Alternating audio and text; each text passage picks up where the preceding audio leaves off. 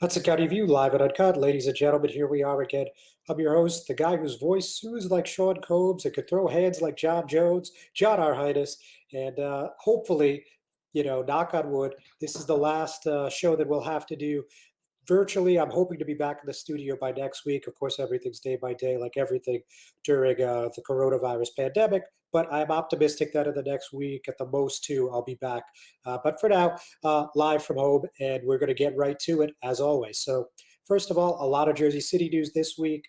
We saw one particular story, though, that caught a lot of attention, and that one was about activists in Jersey City calling for a police officer that used his baton during a street fight back on May 5th, a big brawl that involved dozens of people. They're actually calling for him to be not only fired, but possibly indicted in light of police body camera footage being released by the county prosecutor's office. And the city, however, is sticking by their initial proclamation that they felt that the officers used great restraint given the circumstances. So that is going to take up a good portion at the top of our show. But we have a lot more beyond that. Of course, needless to tell any of you folks, Tuesday was election day here in New Jersey. And in the primaries in Hudson, frankly, we didn't see many surprises. It was about what you would expect. The preliminary numbers are the only things that we have right now, though. We don't have any final tallies due to the vote by mail nature of the elections. So we're going to tell you more about that. But in a nutshell, it looks like this was another good day for the Hudson County Democratic Organization. So we'll explain what that means in just a few moments here in the coming minutes of this program. We're also going to talk about the redistricting legislation. And as you guys know, about every decade, there's redistricting in the state of New Jersey, which changes your assembly and Senate districts. But in this particular instance, that was supposed to happen again in 2021. Now, again, due to COVID-19 setbacks, that's something that could be pushed back all the way to 2023. And one of our Hudson legislators is sponsoring that in the assembly, so we're going to chat about that. And then also this morning, once again in Jersey City, we saw Mayor Fulop, U.S. Congressman Albio Series, Freeholder O'Day, County Executive DeGees, and many others talking about new CARES funding for those small businesses, a big relief for people that were not able to get things like PPP loans. So we have all that and much more, but first we're going to go into a commercial break. We're going to show you some of that body cam footage, and then I'm going to come in and explain to you what this whole controversy is about. We'll be back in a few. Burns Brothers Memorials, Monuments, and Markers, 787 Tunley Avenue, Jersey City. Hudson County's only monument maker, serving all faiths and cemeteries. Design, studio, and large inventory on site. Cemetery inscriptions and custom orders welcome. Burns Brothers Memorials, Monuments, and Markers, 787 Tunley Avenue, just south of Secaucus Road. Craftsmanship that will last for all eternity. Burns Brothers, Jersey City, Albert H. Hopper, North Arlington. Visit us on the net. Consumer Carpets, 3408 Kennedy Boulevard in the Jersey City Heights, your one-stop store for residential and commercial floor treatments, carpeting, linoleum, tiles, laminates, hardwood floors, area rugs, remnants, all major brands, all in stock. Free estimates, same-day installation. Consumer Carpets, it's savings, selection, installation. Credit cards and debit cards accepted. Financing available. Consumer Carpets, price to fit your budget, installation to fit your schedule. On the net at consumercarpets.com. Consumer Carpets, Jersey City, 201-792-2712. The Jersey City Medical Center. You know it for its award-winning, life-saving ambulance service. It's also your health hub, with health and wellness locations staffed with certified professionals all through Hudson County. The Jersey City Medical Center, here to help you with your healthy, here when you need us the most. The Jersey City Medical Center. Visit us on the net to learn more. Jersey City Medical Center, Robert Wood Johnson, Barnabas Health Facility. Let's be healthy together.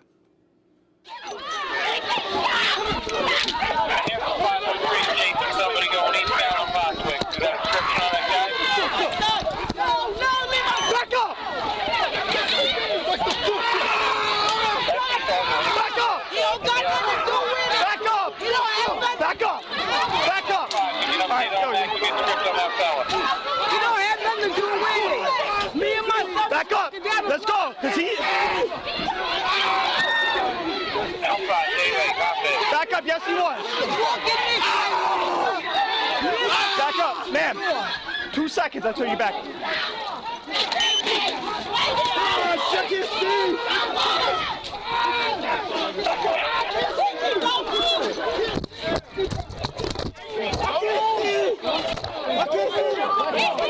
I can't see, please! My eyes! I can't see!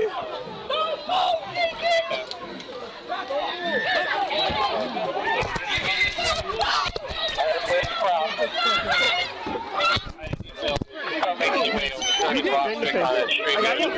My bad. I got myself too.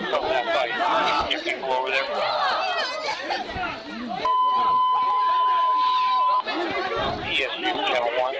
Get up! Get up! ESU channel 1. ESU. Emergency very well around. Sergeant, I'm reaching contact.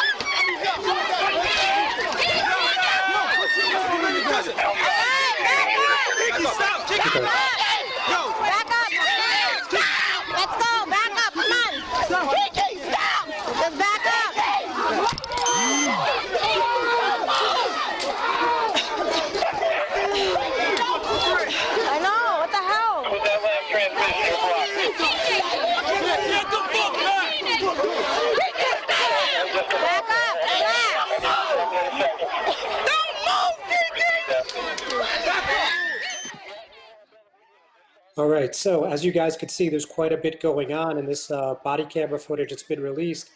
There's been, it's close to 24 clips. I think it's 23 different clips released, and it's about 30 minutes of footage. Of that is 30 minutes of, you know, the same footage. There's a lot of overlap. But yeah, there's clearly a lot going on here. That was, of course, the May 5th street fight incident on Bostwick Avenue. And previously, we had seen black activists in Jersey City asking for police officer Brian Rowan, one of the officers there. He was the one who used his police baton. They previously called for a suspension, but now in light of the body camera footage coming out via the Hudson County Prosecutor's Office, those same activists are now calling not only for his firing, but for his potential indictment, as I said at the top of this program. So for those of you that may have missed that segment, we heard from Chris Gadsden, who's the Jersey City NAACP PAC chair, as well as a former councilman. And let's see what he had to say. And he says, we challenge the county prosecutor to actually go forth with indicting Officer Brian Rowan and anyone who was on scene May. We do not want people to get slapped on the wrist. We want the same types of justice that's taking place in Minnesota, that's taking place in Buffalo. The city owes the rest of us on Bostwick, the Gregory family, and everyone else an apology for what took place with their police department and the lies, the falsification of reports that went forward to justify the police actions that took place on May 5th.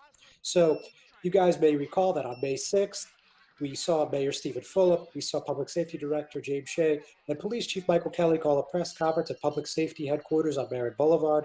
And again, as I said earlier, they justified and they said that they thought that this was an appropriate use of force due to the fact that somebody at the incident had their hands on an officer's gun or attempted to go for an officer's gun. Now, Gadsden and others, which included Pamela Johnson of the Jersey City Anti-Violence Coalition Movement, she's, of course, their executive director, and Frank Educational Gilmore, among others, said that they did not think that this excuse held water, and they were still calling for the suspension of Rowan at that time, in light of a new cell phone video that came to light. Now, with the body camera footage out, we see others like Gilmore following suit with Gadsden and pushing back. He said the tapes we've seen were beyond disturbing. The mayor, police chief, and public safety director at best flat out lied. You clearly see the action of the video of the young man pushing the officer. We're not here condoning any violence placed on anyone, especially not the officers that serve and protect our community. But when you put out a narrative that the officer's service belt was tugged at, They do show us video that clearly shows he did not tug at that officer's belt. Now, the city is still sticking with their initial story. They're sticking with their position. And we heard from city spokeswoman Kimberly Wallace-Calcione, who sent out a statement along with a 4-second clip that showed a man's left hand touching an officer's service belt near his gun before appearing to shove him away. And you could see that in the police body camera footage that was posted earlier.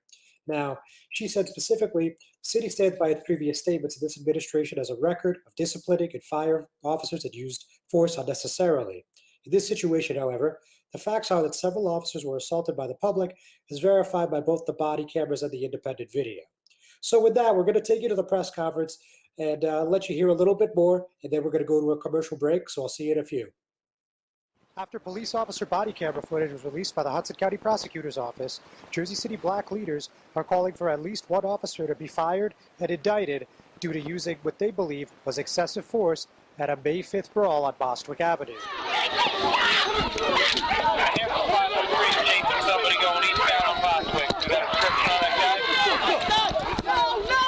Back up!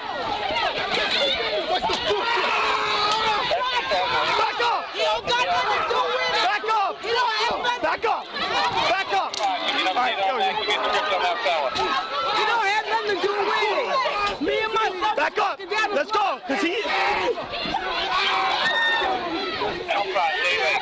Back up, yes he was! Back up, ma'am! 2 seconds until you're back.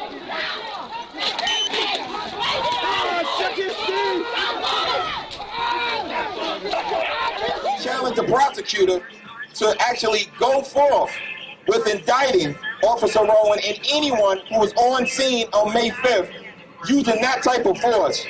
We do not want people to get slapped on the wrist. We want the same type of justice that's taking place in Minnesota, that's taking place in Buffalo, that's taking place all throughout this country to take place here in Jersey City. That the city owes the residents of Bostwick, the Gregory family, and everyone else an apology for what took place with their police department and the lies and the falsification of reports that went forward to justify the police actions that took place on May 5th. The takes we seen were beyond disturbing. The mayor, the police chief, and the public safety director, at best, flat out lied. You can clearly see the action in the video of the young man pushing the officer. We're not here condoning any violence placed on anyone, especially not the officers who serve and protect our community. But when you put out a narrative that the officer's service belt was tugged at, and then you show us video, and it clearly shows that he did not tug at that officer's belt. Maced, and after he was maced, he fell to the ground. The officer continued to whack him 7 times with a baton. Now, there's a bit of ambiguity in terms of what the Attorney General states as the use of force and how police officers play that out. But I know that I can tell any one of you or any one of the people behind me that if I'm maced and the mace subdued me, then there's no reason to continue to beat me, and that's not a de-escalation tactic. So we have to be wary, we have to continue to condemn what these quote-unquote de-escalation tactics are. Like my brother Frank said, I don't think I would classify de-escalation tactics as pulling up out of my vehicle with a baton stick with a bloodthirsty look in my eye, ready for action. I'm John Hudson with Uncut County View, the eye of the community. Good Friend Self-Storage in North Bergen, New Jersey is a fully climate-controlled facility equipped with state-of-the-art security, packing supplies, a Refer a Friend program, and multiple loading docks convenient for commercial use. Located just off of Route 3 at 4301 Tunnelly Avenue, Route 1 and 9. Call 201-867-2444 or visit us on the web today. Good Friend Self-Storage. Let us be your good friend. Newport, the luxury waterfront community on the Hudson River, offers a quality of life you deserve in 10 high-rise rental towers with amenities such as the on-site Newport Path subway, light rail and ferry service, Newport Town Square, 3 playgrounds, dog run, upscale restaurants, Retail giants like Sears, JCPenney, Macy's, and Target. Morton Williams Supermarket is just outside your front door. A health and fitness club, spa, skating rink, and medical facilities are also on site. NewportNJ.com. Enjoy the New York skyline from Newport Town Square. Manhattan is just one path stop away or quick ride through the Holland Tunnel. Nursery and private elementary schools all on site. 12-screen movie theater at the Newport Center Mall. Want to visit Newport? Stay at the Westin or Marriott Hotel. Go to NewportNJ.com for details. Newport has luxurious towers, great restaurants, shopping, New York skyline views, schools, playgrounds, a marina and yacht club, gym, spa, fine wine, fine living. It's incredible. It's you. NewportNJ.com. Newport, live like you want. Hey, Hudson County View, live at Uncut, John Arhitis. So now I want to talk a little bit about the Tuesday primary. So obviously this was a unique situation, something that I would imagine could be once in a lifetime, given that mostly contested by vote-by-mail ballots.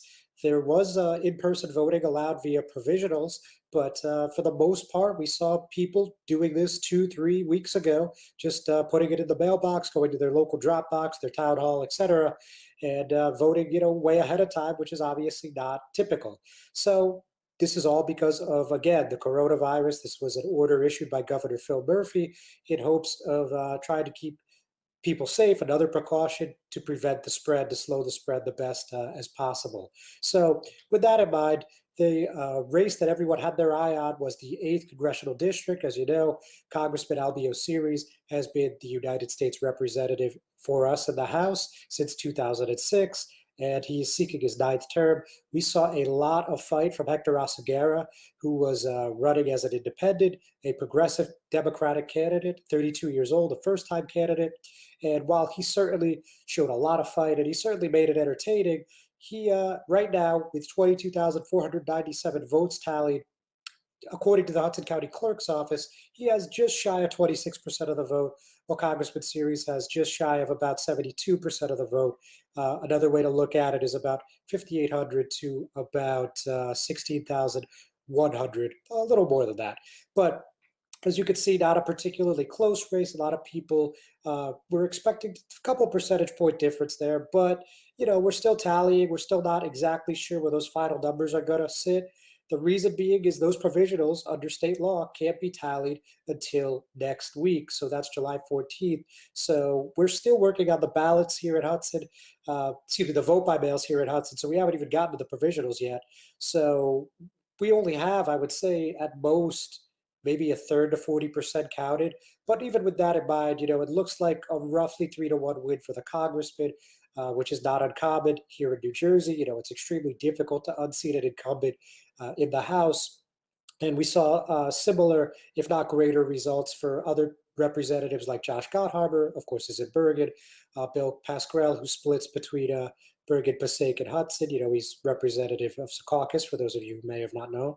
And we also saw Donald Payne Jr. win with a very large plurality, despite a challenge from Jersey City teacher John Flora. That's looking like he's well over 85% at this time. Now, the local races, the Hudson County Board of Chosen Freeholders, of course, that's a 9-member body. That doesn't look like we're going to see. The closest race was in the 4th district, as I noted several times in coverage leading up to Tuesday. There was no incumbent in this one because Joel Torres, of course, the freeholder, was thrown off the line in February in place of Urata Aponte Lipsky. She is the wife of former Jersey City Councilman Steve Lipsky, and she ran against another progressive candidate, Eliana Little. She had the endorsement of James Solomon, the Ward E councilman in Jersey City, and she also was running on Oseguera's ticket. With that said, though, right now it's about 42% to 58%, about 1687 to 2363. So that's the closest one right now, and it would be unlikely to see that swing. I mean, it certainly would be a little premature to call it, but it doesn't look like we're going to see any surprises. Everyone else is up by a good 30 to 50 points at least. So it doesn't look like we're going to see any changes on that county board. So obviously, in the light of this, we've seen a lot of people speak out, a lot of people that didn't vote for the so-called machine say that this is a time that we need to look at the county line and how much influence that has over voters. And I'm sure that's a conversation we're going to see over the next 6 months, a year, probably even 2 years, But the only thing that we can say for certain right now is Hector Asagara, who you guys know had a really up to speed and a really just sophisticated social media campaign, particularly on Twitter. He's told people that he's not going anywhere. This is just the beginning. So while I don't know if that's going to mean he runs again in 2022, I certainly expect him to be a presence in the Hudson County political scene for a little while. So something to certainly and someone to certainly keep your eye on. So with that, we're going to take another break. We'll be right back. Most women who give birth recover without problems, but any woman can have complications after the birth of a baby. Learn the post-birth warning signs, such as fever, headache, chest pain, shortness of breath, increased bleeding, or thoughts of hurting yourself or someone else. Knowing these can save your life or the life of someone that you love. Trust your instincts. If you feel something is wrong, call and get evaluated by your healthcare provider. If your symptoms get worse or you do not hear back from your physician, call 911 or go to the nearest emergency room. RWJ Barnabas Health. Let's be healthy together.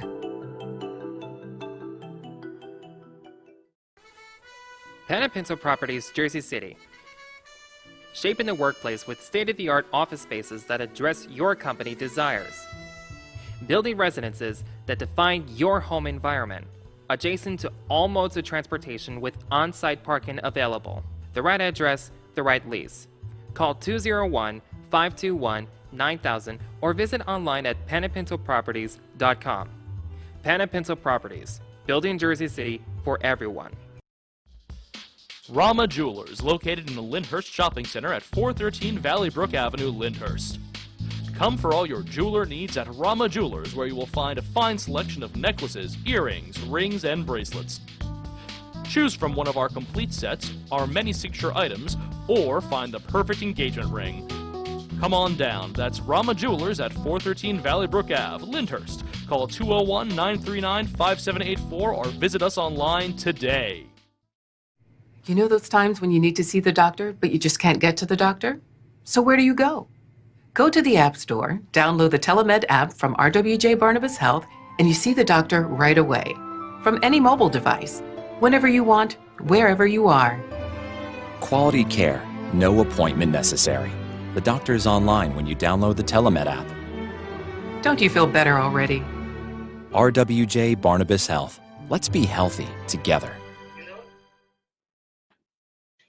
County View live at Uncut, John Arhitis. So we're going to have a nice long segment to conclude this time, and I'm going to talk about two separate topics. So first, something that hasn't gotten a whole ton of attention on the local level, more of a statewide issue, but was again sponsored by one of our local Hudson legislators, that's Assemblywoman Angelica Jimenez, and we're talking about a constitutional amendment that would move legislative redistricting from, again, 2021 to instead 2023. Now, a big reason for this is because U.S. Census data plays a big role in redistricting. So ACR 188 would seek voter approval of a constitutional amendment that would reschedule legislative redistricting to 2023 if U.S. Census data is not available in time. So the census data typically needs to be certified by February 15th of the following year. So that would obviously be 2021. But due to the coronavirus pandemic, a lot of people have faced setbacks, as you know, pretty much on every aspect of their lives, right? So the census, like everyone else, is a bit behind here.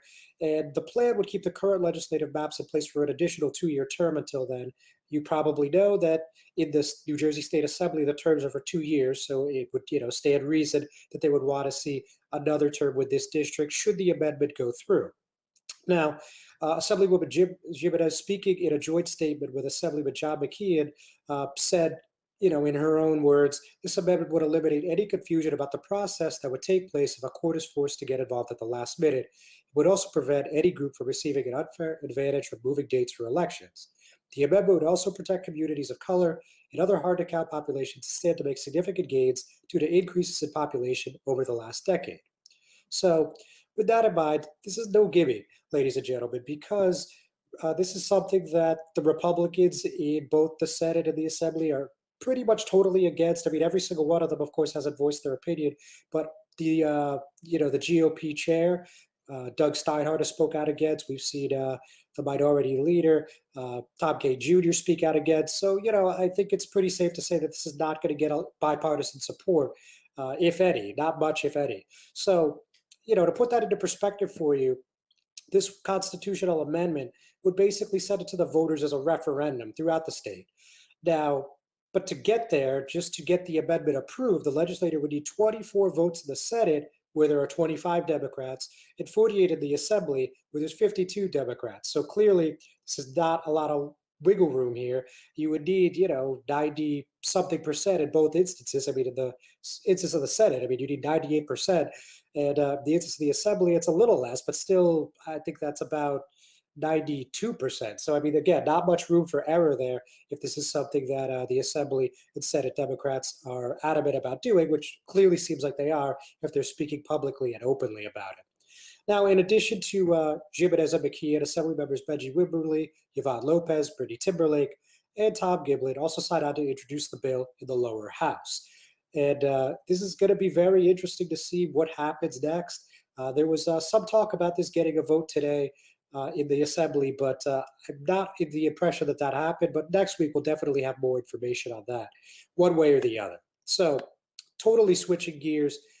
This one is pretty fresh on the website. You guys may have seen our live stream, but whether you did or you didn't, Jersey City small businesses got some good news. They're going to get over $7 million from the CARES Act. That's, of course, federal COVID-19 relief. And more good news for Hudson County, who has $117 million in CARES Act funding to date. So there was a press conference on West Side Avenue, specifically the American Laundromat over in Ward B. And there were a number of officials gathered there. We saw Mayor Stephen Fulop. We saw Congressman Series. We saw Councilwomen Denise Ridley and Mira Prince-Array, Assemblywoman Angela McKnight, and Assemblyman Raj Mukherjee, Freeholder Bill O'Day, and I could go on. There was a lot of people there, but I think Tom DeGise, the county executive, of course, summed it up best when he says, all politicians can say at one time or another that the best governments work when everyone works together in coordination. Well, this is a wonderful example. And the way you can apply, or the way you should be eligible before applying, I guess I should say, businesses with 25 or fewer employees that are home-based, mobile, or brick and mortar are eligible for the grant being distributed to each recipient, which is a max of $20,000 apiece.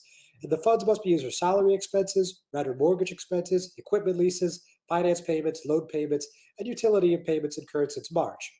Now, to be considered, you also need to be good state and federal standings in regard to your registration and tax status, and you're not required to be open at the moment.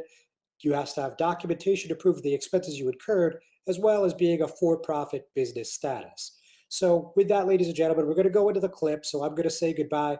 It's always a pleasure. I'm hopeful that I'll see you from the studio next week. Have a nice 7 days. Talk to you soon.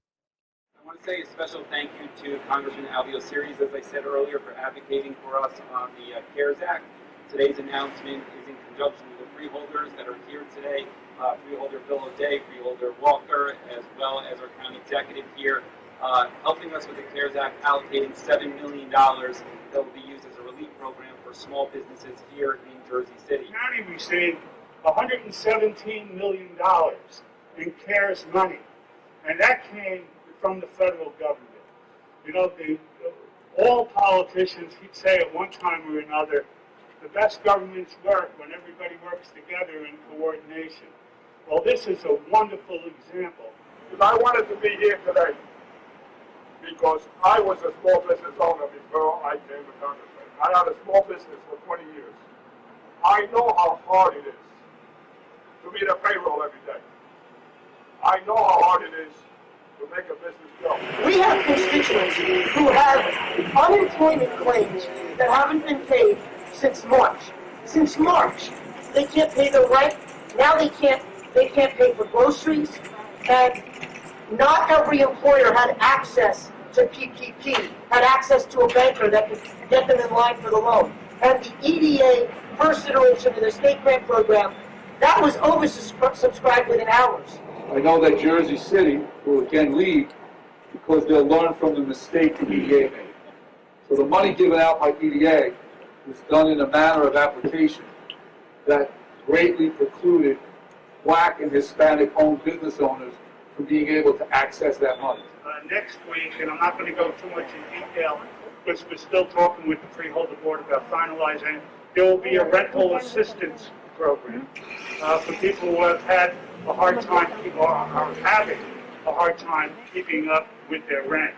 We've already spent close to $40 million in reimbursements that the cities have incurred while fighting the pandemic.